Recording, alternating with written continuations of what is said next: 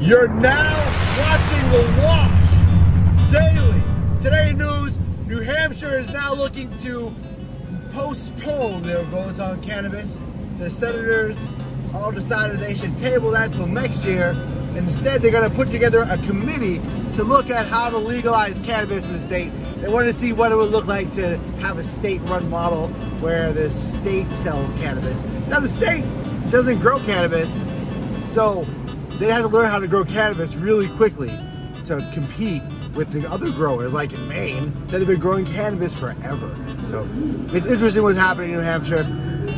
Senator Jeb Bradley says he's not happy with the direction things are going, since Sununu said he would look at legislation that was a state-run model, but he doesn't like cannabis, but he's okay with working together to make sure they get the job done, is what he said. Unfortunately, they're not getting anything done. They're gonna make another year where people get arrested and fined and imprisoned, and the tax doesn't come into the state from the sales of cannabis. Now, New Hampshire is one of the things they're looking at. They're looking at a non-tax cannabis system. Now they have cannabis, for sure, they have medical cannabis in a few places that isn't taxed. And similarly, the legal cannabis, if they open up that program, wouldn't be taxed either. Which, I'm not against not taxing. Actually, I like that part of the law. They shouldn't tax cannabis. So that's good.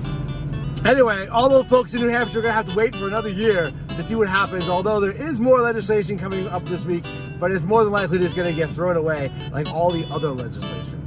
Also in news, Rhode Island also has been taking a long time to roll out their cannabis program. Their governor, who replaced Gina Raimondo, his name is McKee. I think it's like Rob McKee or something. Anyway, Governor McKee has taken way too long to roll out his cannabis plan, and so he's getting people in the government over in Rhode Island looking to remove him from that process.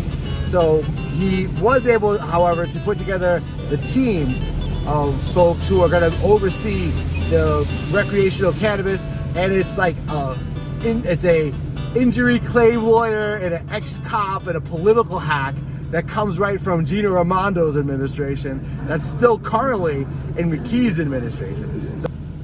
But Rhode Island and New Hampshire are really fighting hard to become cannabis relevant. Also in news, Stoli Group is looking to acquire a newly developed cannabis product that doesn't have any alcohol, and it's actually not a THC drink either. What it is a fermented root ball that they've somehow figured out how to ferment and distill, and now they've turned it into a zero-proof cannabis cocktail. And people who are trying it say that they like it, paired with bark and herbs and other sort of flavor compounds from plants. And so it sounds like a really good beverage. It's called Pathfinder, and it's the first, I guess, zero-proof alcoholic beverage that is being put out by Stoli, and they're thinking that it's going to be a very successful product. Thanks for watching The Wash Daily.